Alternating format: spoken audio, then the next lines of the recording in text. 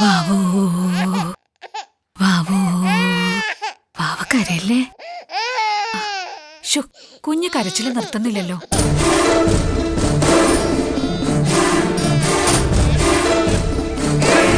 എന്നാ കരച്ചില് നിർത്തിയിട്ടുള്ളത്? ജനിച്ച അന്ന് തുടങ്ങിയ കരച്ചിലല്ലേ? അന്ന് തുടങ്ങിയതാ നാടിന്റെ നാശം. എവിടെയെങ്കിലും കൊണ്ടുപോയി ഉപേക്ഷിക്കാൻ പറഞ്ഞാൽ അനിയൻ തമ്പുരാൻ കേക്കില്ല. അതെങ്ങനെയാ? അനിയൻ തമ്പുരാൻ മീനാക്ഷിയുടെ മനംമയക്കപ്പെട്ടിയിൽ അകപ്പെട്ട് കിടക്കുവല്ലേ.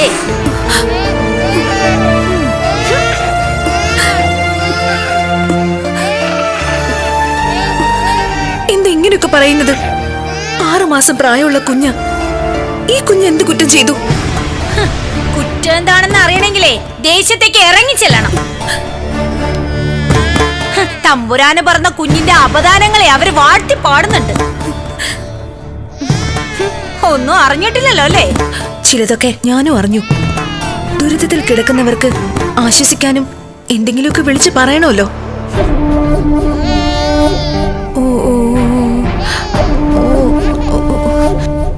എന്താണിത്?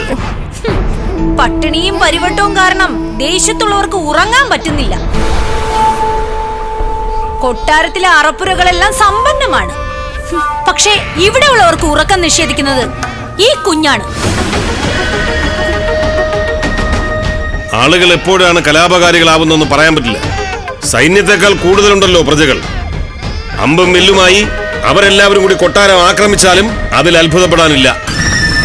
അന്നവർ ഒരുപക്ഷെ ഇവിടുന്ന് കൊണ്ടുപോകുന്നത് കൊട്ടാരത്തിന്റെയും ദേശത്തിന്റെയും അന്തകനായി ജനിച്ച ഈ വിത്തിനെ ആയിരിക്കും. മഹാപാപം പറയാതിരിക്കൂ. തമ്പുരാന്റെ സഹോദരിയിൽ നിന്നും ഭർത്താവിൽ നിന്നും ഇത്തരം വാക്കുകളല്ല നാം കേൾക്കാൻ ആഗ്രഹിക്കുന്നത്. ഒരല്പ ആശ്വാസം തന്നൂടെ? കുഞ്ഞിന്റെ ജന്മയോഗം മാത്രം പറഞ്ഞിട്ട് കാര്യമില്ല. അത് അമ്മയ്ക്കും ഉണ്ടാവുമല്ലോ. ഇതൊന്നും ഞങ്ങൾ പറഞ്ഞു വരുത്തുന്ന കഥകളല്ല. തമ്പുരാൻ വിവാഹം കഴിച്ചിരിക്കുന്നത് ഏതോ ഒരു ദത്തുപുത്രിയെയാണ്. കൃത്യമായ ജനനസ്ഥലമോ ജാതകമോ ആ സ്ത്രീക്കില്ല. അതുകൊണ്ട് തന്നെ ദോഷകാരണം അതുതന്നെയാണോ എന്ന് കണ്ടെത്താനും പറ്റുന്നില്ല. ഞാൻ പറഞ്ഞതല്ല, ദേശത്തെ ജ്യോതിഷികൾ പറഞ്ഞതാണ്. ശരിയാണ്, ഞാൻ ദത്തുപുത്രിയാണ്. തമ്പുരാൻ എന്നെ ഇഷ്ടപ്പെട്ട് വിവാഹം കഴിച്ചതുമാണ്. പക്ഷെ തമ്പുരാനോ ദേശത്തിനോ ദോഷം വരുന്ന ഒന്നും ഇതുവരെ നാം ചെയ്തിട്ടില്ല, ഇനിയൊട്ട് ചെയ്യുകയുമില്ല. അത് ഓർമ്മ വേണം.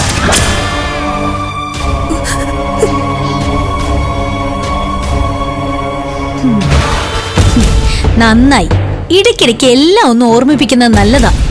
സ്വന്തം ദോഷവും കുഞ്ഞിന്റെ പേരിലുള്ള കുറ്റം ചേർത്തലും ഒക്കെ ആവുമ്പോ ഒരുപക്ഷെ ഇവളീ കൊട്ടാരക്കെട്ടിൽ നിന്ന് ഇറങ്ങിപ്പോയി കൂടാന്നില്ല. അല്ലേ ശകുന്തളേ?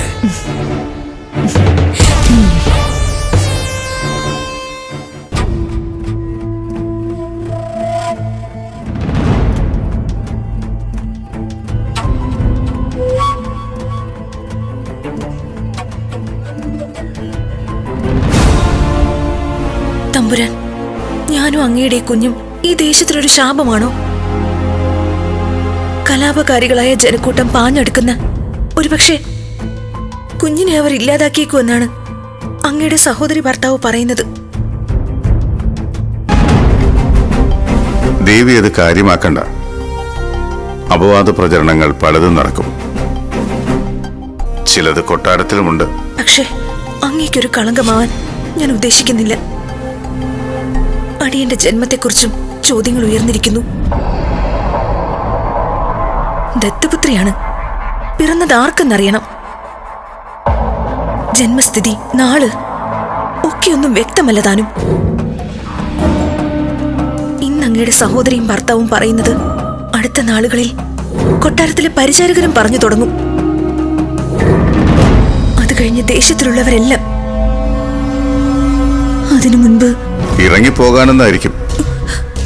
ഒരു കാര്യം ഓർത്തോളൂ, ദേശമംഗലത്തിന്റെ തമ്പുരാന് സ്വന്തം പത്നിയെക്കുറിച്ചും കുഞ്ഞിനെക്കുറിച്ചും മാത്രമല്ല ഈ നേരത്ത് ചിന്തിക്കാനുള്ളത്. നാട് വറുതിയിലാണ്. പട്ടിണിയും രോഗവും കൊണ്ട് ആളുകൾ കൂട്ടത്തോടെ മരിക്കുന്നു. ബാക്കിയുള്ളവർ നാട് വിട്ടുപോകുന്നു. ദേശമംഗലം വാണവരുടെ കൂട്ടത്തിൽ ഏറ്റവും താഴെയാണ് നമ്മുടെ സ്ഥാനം. ഒരു ദേശം മുഴുവൻ കരയുന്നതിനിടയിൽ ഭാര്യയുടെയും മകളുടെയും കണ്ണീരിന് മാത്രമായിട്ട് നാം സമയം ചെലവഴിക്കണോ? പ്രതികരിക്കുന്നവരുടെ തലയറിയാം, കള്ളക്കഥകൾ ഉണ്ടാക്കുന്നവരെ തുറുങ്കിലടയ്ക്കാം. പക്ഷേ എത്ര കാലം നമുക്കറിയില്ല മീനാക്ഷി.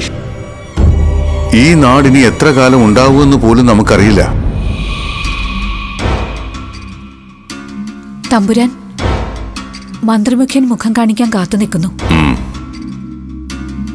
തൽക്കാലം അപവാദങ്ങൾക്ക് നേരെ കാതുകൾ കൂർപ്പിക്കണ്ട, സഹിക്കുക.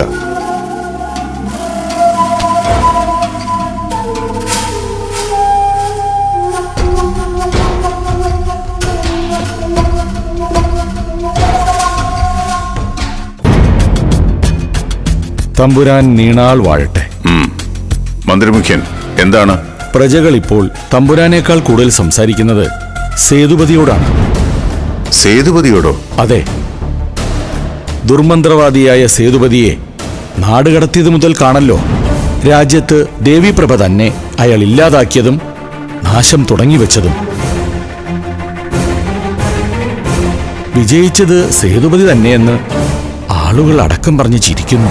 അതാണ് കാലത്തിന്റെ മാറ്റം. കൊള്ളക്കാർ വിശുദ്ധരാക്കപ്പെടും, കള്ളന്മാരെ ആദരിക്കപ്പെടും. കലികാലം. ആളുകളുടെ ഒരേ ഒരു പ്രതീക്ഷ ഈ ഒരു പൗർണമി കൂടിയാണ്. നമ്മുടെയും. കാലാകാലങ്ങളായി ചൈത്രമാസത്തിലെ പൗർണമി ദിവസത്തിൽ 7 മലകളും താണ്ടി എത്തുന്ന അവധൂതനാണ് ദേശമംഗലത്തിന്റെ പ്രയാണം നിശ്ചയിക്കുന്നത്. ഇപ്പൊ അദ്ദേഹത്തിന്റെ വരവ് മുടങ്ങിയിട്ട് കാലങ്ങളായി. 2 ദിവസം കഴിഞ്ഞാൽ പൗർണമിയാണ്. ദേശവും ദേശത്തിന്റെ അധികാരിയും വളരെ പ്രതീക്ഷയോടെ അവധൂതനെ കാത്തിരിക്കുന്ന ദിവസം. ഈ പൗർണമിക്ക് കൂടി ആ വരവുണ്ടായില്ലെങ്കിൽ പിന്നെ ദേശമംഗലത്തിന് പ്രതീക്ഷയില്ല. തമ്പുരാൻ, ദേശമംഗലത്ത് ഇങ്ങനൊരു ഭരണാധികാരി പിന്നെ ഉണ്ടാവില്ല.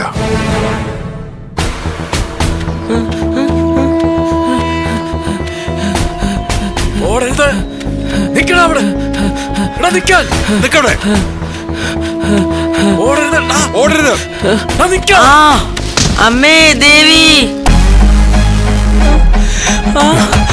അമ്മേ,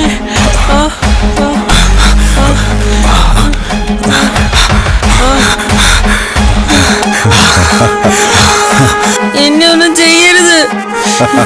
എന്നെ എന്തിനാ ഓട്ടിച്ചത്? ഞാൻ ഒരു തെറ്റും ചെയ്തിട്ടില്ലല്ലോ. ഇല്ല, തനിക്ക് എന്റെ അമ്മ മാത്രമേ ഉള്ളൂ. അമ്മ എന്നെ കണ്ടില്ലെങ്കിൽ വേദനിക്കും. എന്നെ വിട്ടേക്ക്. ഞാൻ ഒരു കുട്ടിയല്ലേ, എന്നെ ഉപദ്രവിക്കാതിരുന്നൂടെ? കടിക്കുന്നു.